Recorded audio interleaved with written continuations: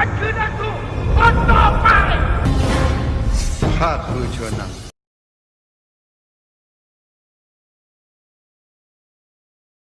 Kemudian Tian pun dipasung dan kemudian sang raja pun menyuruh untuk menghukum dan membunuh si Tian tersebut.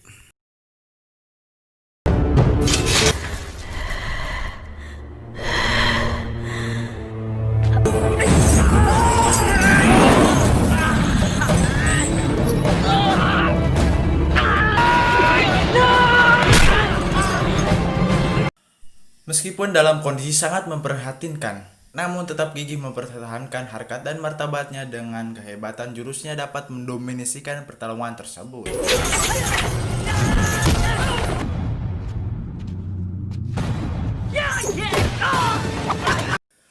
Meski dalam kondisi sangat memprihatinkan, namun tetap gigih mempertahankan harkat dan martabatnya dan dengan kehebatan jurusnya dapat mendominasi pertarungan tersebut.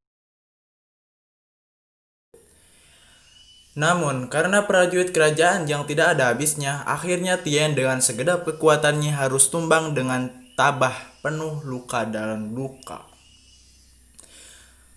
Kemudian dia disekap di sebuah ruangan gelap dan kesehariannya dia lalui dengan beragam siksaan yang bisa membunuhnya setiap saat.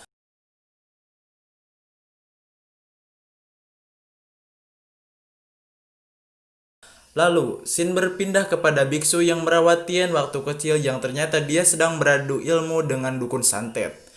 Namun dengan kekuatan spiritual yang tinggi, dia dapat mengalahkan santet tersebut yang telah dikirim dukunnya.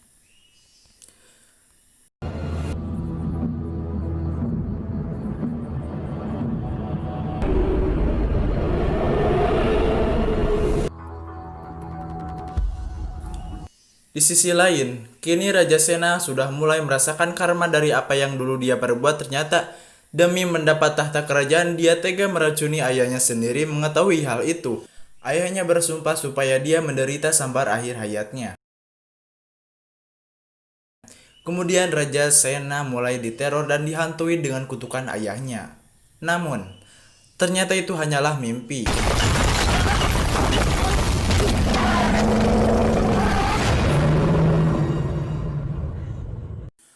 Lalu, suara samar-samar di luar terdengar suara ratusan orang yang sedang beradu pedang yang ternyata itu adalah prajurit kerajaan yang sedang bertarung dengan komplotan perampok dari Bukit Sayap Manuk.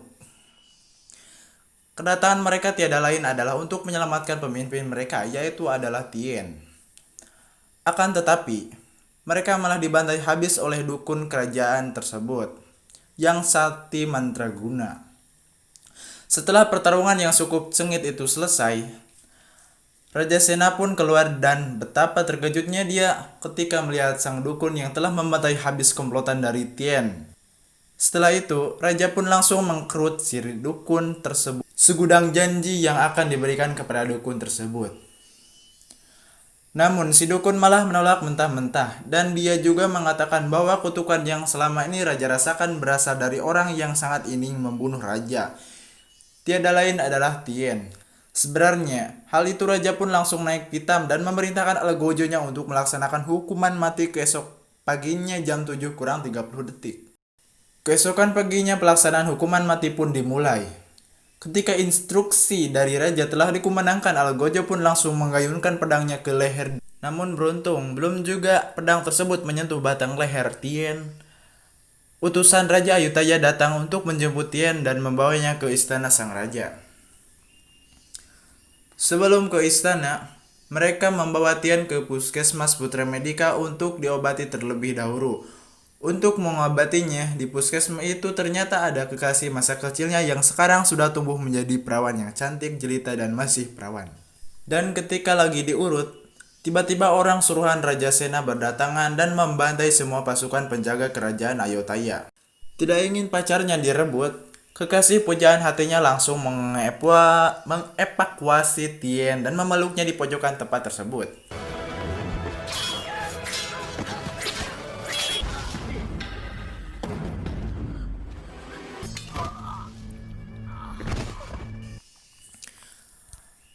Kemudian biksu dan masyarakat di sana melakukan sebuah ritual khusus yang ditujukan untuk kesembuhan Tien.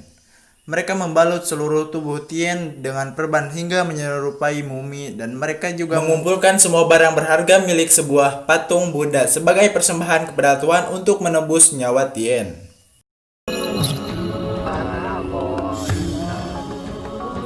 Pim yang sangat menyayangi Tien mulai menari di tempat ritual sebagai bentuk persembahannya agar Tien dapat segera sembuh.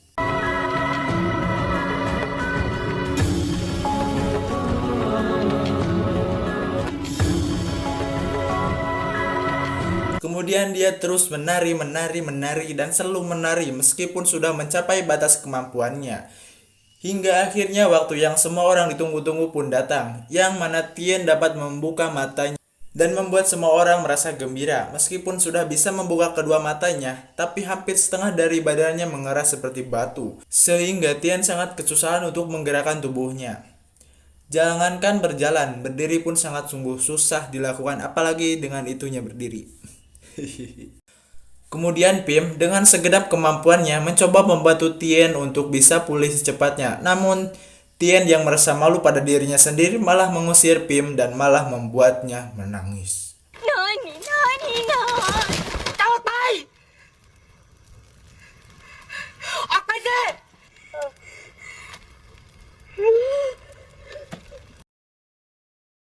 Malam fajar jam 5 kurang seperempat, Tien sudah berada di atas tebing. Untuk maju satu langkah lagi ternyata menuju ke kematian yang sangat menyakitkan.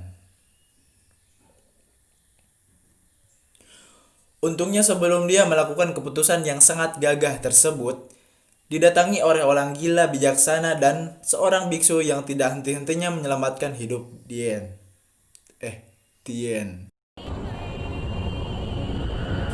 Berkat mereka, dia bisa terus berada di dunia ini untuk membalaskan kematian ayahnya yang dibunuh oleh raja-raja yang tadi nungabantai si Eta. Bukan tanpa alasan yang ternyata bisa lagi yang diajarkan tentang kehidupan dunia yang sesungguhnya. Kemudian Tien yang sudah kembali ke jati dirinya dulu, mulai melakukan olahraga setiap hari dengan ngebertak-bertakeun awakna, untuk mengembalikan struktur tulang dalam tubuhnya agar menjadi seperti sedia kala.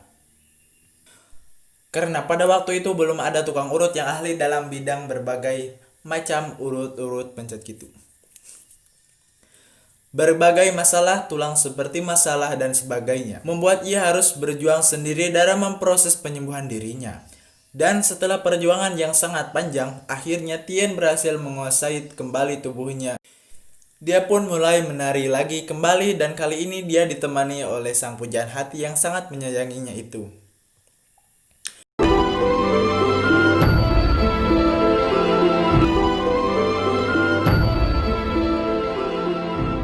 Beberapa hari kemudian Tien dengan segala ambisinya mulai melatih kekuatan ilmunya bagian dalam tubuhnya.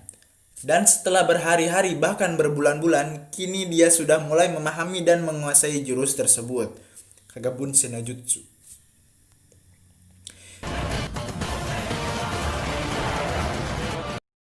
Di sisi lain, yang sudah mulai jengkel dengan mimpi buruk yang terus dialaminya memutuskan untuk membunuh sang dukun santet yang tadi. Namun, karena dukun santet yang terlalu sakti mantraguna, Raja Sena pun tentunya tidak bisa mengalahkan dan akhirnya raja harus tewas seketika dengan tebasan tangan atau pisau dengan cutter di dukun yang dukun punya, sehingga membuat kepalanya terpisah dari tubuhnya.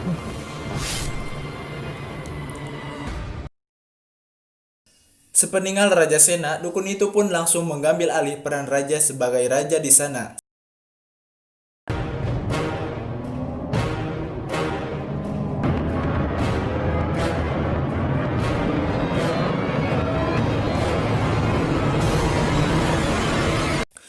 Sementara itu, Tien yang sedang fokus dengan ilmu jiwanya harus melatih tubuhnya sehingga suatu hari dia dikagetkan dengan kedatangan puluhan prajurit kerajaan yang siap membunuhnya.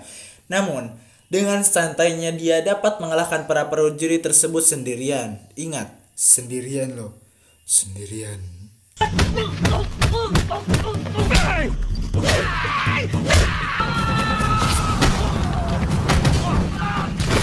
Dan betapa terkejutnya dia ketika melihat kampung yang ditinggalinya telah diluntahkan oleh pasukan kerajaan yang tadi, yang galak. Dan hanya kesunyian yang dia dapatkan di sana. Ternyata sebagian penduduk di kampung itu telah mati.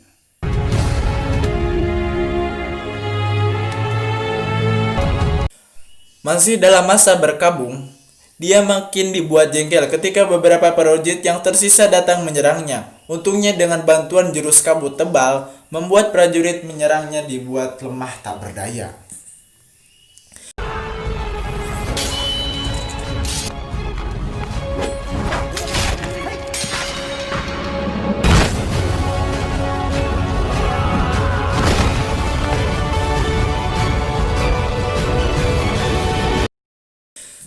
Setelah mengkremasi mayat-mayat orang kampung tersebut, dia langsung mencukur habis seluruh bewok beserta kumis yang dia miliki. Dan dia memutuskan untuk pergi menemui sang raja zolim itu dengan menghentikannya. Atau si dukunnya ya. Di sisi lain, penduduk desa yang tidak dibunuh ternyata dijadikan budak oleh raja dukun tersebut. Begitupun Pim yang sudah dijadikan budak dan dipaksa untuk kerja rodi. Kerja sampingan di sana. Dan beberapa saat kemudian, Tien yang penuh amarah namun tetap kalem, dia pun langsung mendatangi kerajaan dengan seorang diri. Ternyata raja sudah mengetahui akan kedatangan Tien. Dia langsung mengeluarkan jutsu percepatan dan menutup semua cahaya matahari dengan gelapnya malam. Gerhana kui.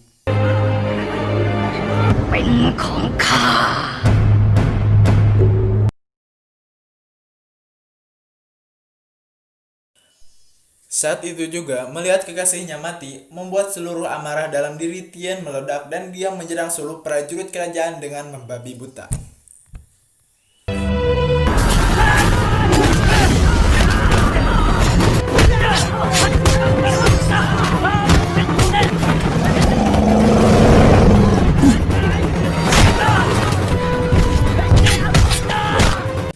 Semua prajurit tidak ada yang luput dari kemarahan Tien dan tiba-tiba sebuah tombak melesat hebat menembus organ-organ tubuh dalam Tien karena kemarahannya dan membuat dendam dan kebencian yang ada dalam dirinya tiap membuat sang raja menjadi semakin tak terkalahkan. Hal itu dia langsung tersadar. Aku datang dari kesombongan dan akan kembali dalam kekosongan. Dan seketika Tien kembali ke posisi awal, dia datang di sini dan ada dua hal yang menarik antara Tien memang dapat mengembalikan waktu sesuai apa yang dia inginkan atau tidak dapat memprediksi atau bisa dapat memprediksi sesuatu yang akan